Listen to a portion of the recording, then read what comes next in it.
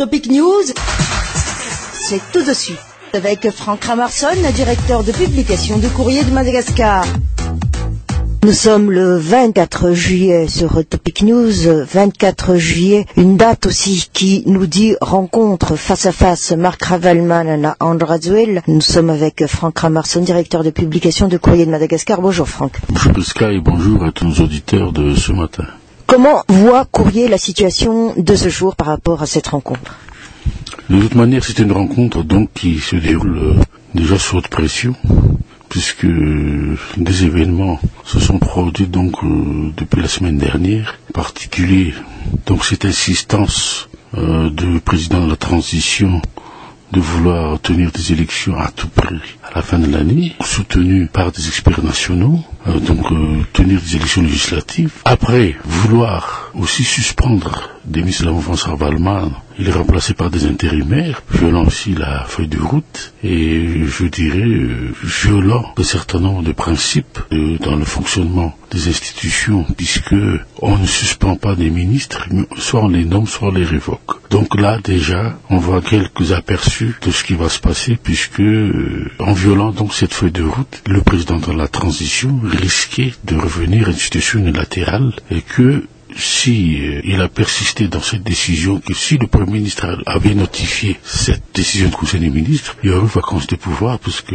la feuille de route n'existait pas, donc le président de la transition aussi. Troisièmement, il y avait cette histoire de l'avocat qui est venu à annoncer pour que la V7 avait assigné Marc Ravalman à une juridiction spéciale en Afrique du Sud et que devrait comparaître le 1er août, ce qui a fait réjouir Marc Ravalman paradoxalement, puisque même si c'est une histoire à dormir debout pour lui, d'une procédure bidon, il risque d'être innocenté, je dirais, par des manœuvres juridiques qui vont être en sa faveur, que donc l'affaire de 7 février a été portée de nouveau sur une autre instance internationale supérieure à une instance malgache et que s'il est, je dirais entre guillemets, innocenté, je pense que l'article 45 de la feuille de route ne tiendra plus dans ce cas-là et que toutes les revendications du pouvoir de transition, s'il est encore là après le 1er août, donc sautent et le verrou va être, je dirais, supprimé et que Ravalman donc pourra revenir comme il veut, sans condition, puisque la condition de l'article 47 ne joue plus. Et, comme vous avez dit, l'élément fatal et nouveau hier, donc ce qui se passait, donc cette mutinerie absolument absurde, menée par des caporaux à la base du RFI, qui est quand même une base commandée donc d'éléments d'élite, et que jusqu'à présent, la population ne comprend pas comment des caporaux peuvent-ils donc prendre en main une base comme Ivat, alors que c'est un des principaux camps, je veux dire, qui actuellement est le mieux, je dirais, armé, le mieux, donc, je dirais, à même de protéger la population. Alors vous avez dit mutinerie absurde, en fin de compte, d'ailleurs vous avez dit vous-même à travers votre éditorial que c'est un polar qui a tourné au vinaigre, mais il y a eu quand même des morts, Franck Ramarson, ce n'est pas du jeu. Peut-être que le jeu n'a pas eu les effets escomptés, donc n'oublions pas que on a eu les morts, c'était à partir de l'après-midi, donc je ne sais pas ce qui s'est passé jusqu'à cette période, peut-être que là il y a quand même, je dirais, des arrangements qui n'ont pas été satisfaisants de la part d'un camp comme un autre lors des négociations. Mais ce qui est important, Prisca, ce n'est pas le fait y a-t-il eu du cinéma ou pas, mais c'est le fait réellement que maintenant il y a un dysfonctionnement dans la hiérarchie et dans la discipline dans l'armée qui s'est, je dirais, aggravé depuis donc la crise de 2009, puisque vous savez bien que en 2009 il y a eu déjà cet acte d'un sous-officier qui a humilié le ministre de la Défense de l'époque, un contre-amiral, et que cette image porte jusqu'à présent dans les annales de l'histoire des militaires. Et après, donc, nous avons eu un certain nombre de revendications des sous-officiers, de la CAPSAT, et que maintenant, rien n'étonne puisque... Non, c'est un caporal. C'est un caporal, donc qui a la trempe d'un officier supérieur pour commander une prise de commandement dans une base d'élite à Madagascar. Oui, alors on pourrait dire que la récréation est maintenant terminée, puisque là, maintenant, nos deux protagonistes sont face à face. Ben oui, la création est terminée, puisque, comme vous l'avez vu, 48 heures avant, c'est-à-dire vendredi, diaboliser. On a essayé de diaboliser de nouveau Marc Ravalman dans tous les médias, en rappelant donc tous les faits qui se sont produits depuis donc qu'il était au pouvoir. Mais ce que les observateurs ont vu, ont constaté, que M. Randrazuel aussi subit maintenant le même syndrome qu'a vécu Didier Ratsirk et Marc Ravalman, c'est-à-dire la diabolisation systématique de leurs actions, que tout est mal, plus personne, même sur le plan international, ne croit plus à une de ces actions, aucune de ces déclarations, comme il y a aujourd'hui, quand il a dit avant de partir, le régime n'a rien à voir dans cette mutinerie, mais on sait très bien ce qu'en pense la communauté internationale, que ça ne les impressionnait pas, que il y a eu une machination du cinéma, un mauvais polar qui a tourné au vinaigre et qui n'est pas, je dirais, à l'honneur et à l'image de notre pays sur le plan extérieur. Quand vous dites sur le plan extérieur, Franck Ramarson, juste en étincelle, toute la presse internationale a parlé de cet événement et a fait part aussi de l'événement de cette rencontre qui a lieu à partir de ce jour.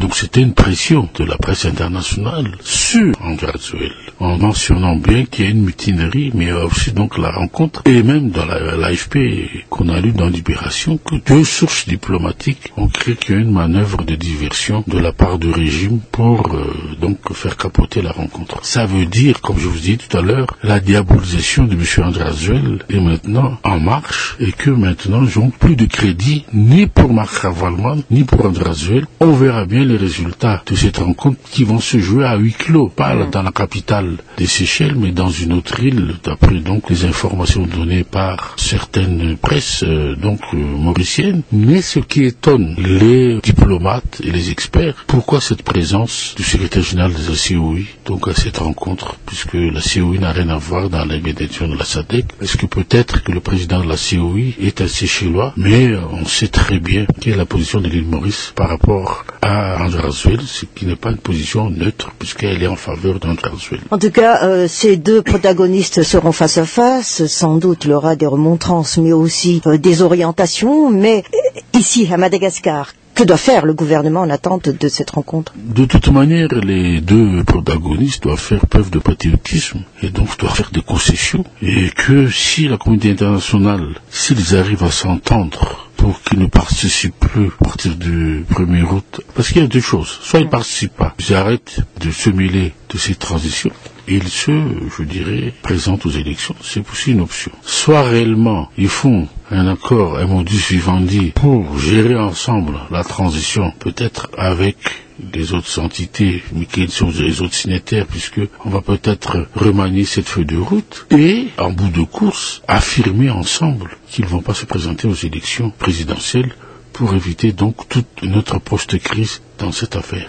Dites Franck Ramarson, en vous écoutant, c'est un cliché qu'on pourrait dire, entre guillemets, quand même assez fluide et clair, mais est-ce que les lieutenants de part et d'autre vont suivre les consignes données par ces 2 chefs? Il faut d'abord comprendre que vous parlez de gouvernement tout à l'heure, il faut donner donc la chance à ce gouvernement de M. Birgic, puisque si on prend la première hypothèse qu'ils ne sont plus dans la transition, que le gouvernement de M. Birgic, s'il est bien soutenu par tous les acteurs politiques et l'Église et l'armée, pourra donc faire, comme je dirais, diriger entre la fin de chef d'État et chef de gouvernement, avoir le plein pouvoir pour gérer des affaires courantes et amener donc à une élection libre et transparente et crédible. Ça, c'est un fait. Est-ce que les lieutenants de M.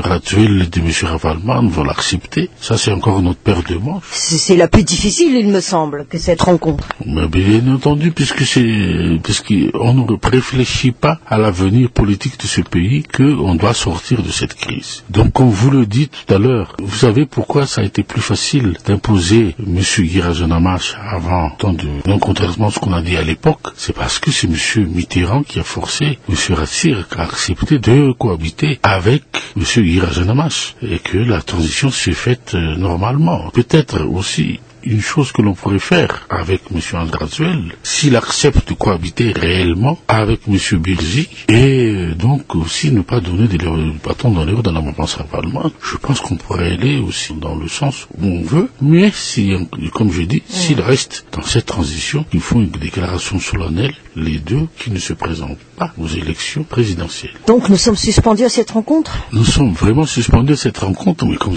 s'il n'y a pas d'accord, donc je pense que c'est la deuxième hypothèse hypothèse. La première hypothèse qui va se faire, c'est-à-dire que ni András Zöll, ni Mark Wallmann pourraient être dans le processus après le 31 juillet. En même temps, ils seront aussi disqualifiés pour les élections présidentielles. Et ça vaut mieux pour le pays. Et ces dates, justement, on les saura à partir du 1er août avec la CENIT et les experts internationaux, c'est bien cela? La CENIT et les experts internationaux, quoi que disent les experts nationaux, vont sûrement donc fixer des dates pour 2013 pendant la période sèche et en premier lieu pour les élections présidentielles. En tout cas, Franck Ramarsson, on espère avoir plus d'informations par rapport à cette rencontre face à face, mais n'empêche, le pays continue à vivre. Le pays doit continuer à vivre et que vous savez, on dirait que Madagascar est quand même un pays béni des dieux. 3 ans de crise, le peuple a toujours surmonté donc les difficultés. Mais va-t-elle toujours survivre dans ces conditions? C'est peut-être ça, Prisca, qu'il y a toutes ces, je dirais, contestations. Ça a commencé par le civil, la grève des symptômes, la grève des paramètres, donc qui n'en finit plus. Et hier, donc,